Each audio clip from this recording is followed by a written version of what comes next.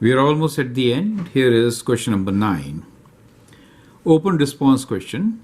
Given f of x equals to x squared minus x minus 5, if f of n equals to 7, find the value of n. So we are given f of n is 7. So f of n really means replace x with n, right? So we get n squared minus n minus 5. Now this is given to us as 7. So we write 7 equals to n squared minus n minus 5. Bringing 7 to the right side, we get 0 equals to n squared minus n minus 5 minus 7, or n squared minus n minus 12. Now, 12 has a product and sum 3 and 4, right? So we could write 12 as product of 3 and 4. Since we want negative to add, so we get minus 4, right? So we could write this as n minus 4 times n plus 3. Clearly, n could be equal to 4 or n could be equal to minus 3. So there are two solutions for this particular question. So we get answer as n is equals to 4 or minus 3, correct? Now the last question for us is question number 10. Let f of x equals to minus x squared plus 1. G of x is 1 over f of x. Write domain of g of x. Find interval when g of x is greater than 0. Determine the points where g of x is equal to f of x. Sketch the graph of the function g of x. Now, g of x is reciprocal of f of x. F of x is in the denominator. So as far as g of x is concerned, to find the domain, what should we do? Well, for finding the domain, we should know that f of x should not be equal to 0, right? So those are the restrictions. Otherwise, all values of x are permitted, right? So that is our restriction. So let's figure out when is f of x 0. So we are given f of x equals to minus x squared plus 1. Now this is 0.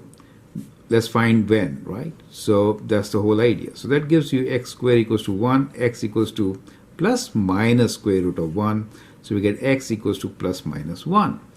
So since x equals to plus minus 1 results into 0 value of f of x, we can write restriction that x is not equal to plus minus 1, correct? Now, the question was really to find the domain, right? So we can now write the domain as, what?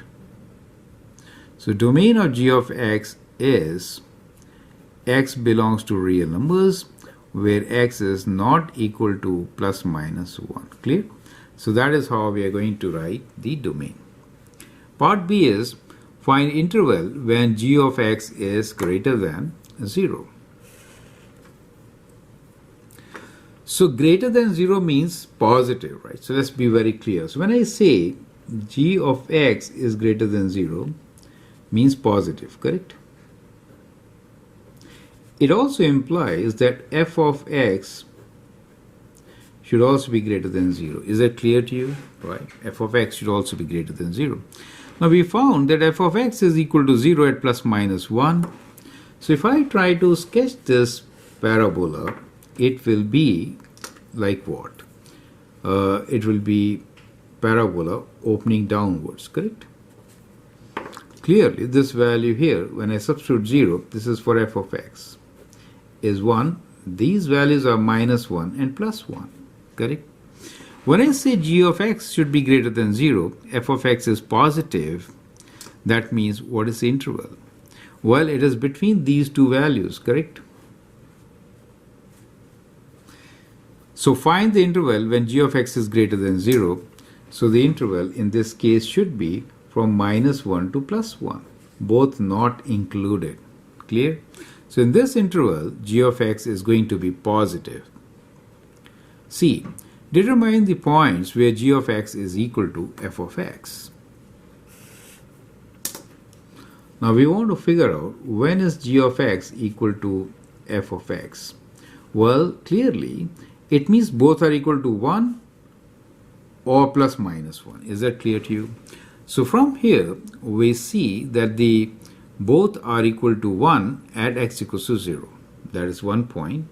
And when are they equal to minus 1? So somewhere here, both will be minus 1 also, right? So one point definitely is this point, right? The other point should be when both are minus 1, right?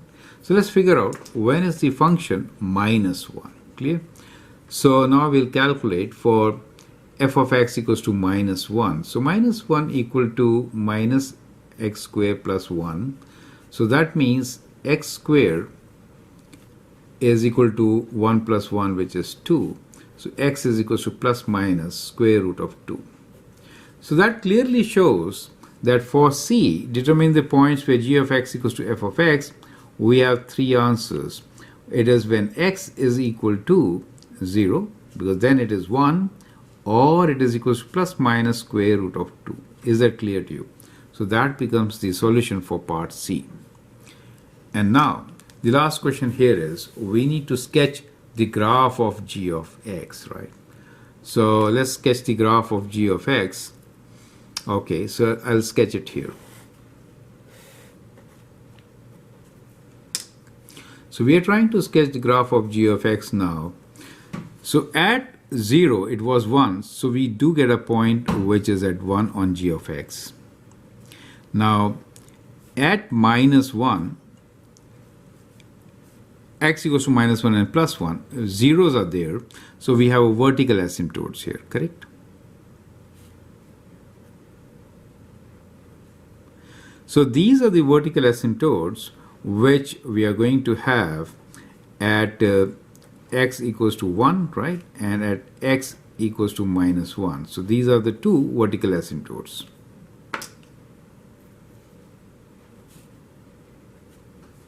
Since 1 of 0 is not permitted, it is not in the domain of the function. Now, as the function decreases, the inverse should increase, right?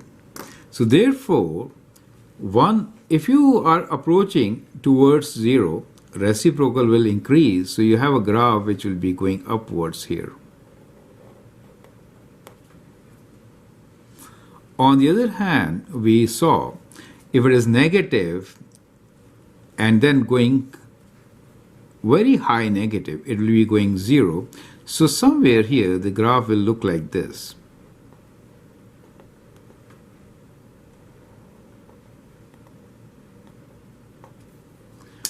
And we know that at square root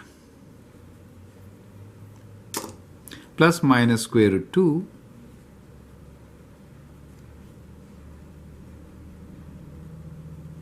the value of the function will be negative 1. Is that clear to you?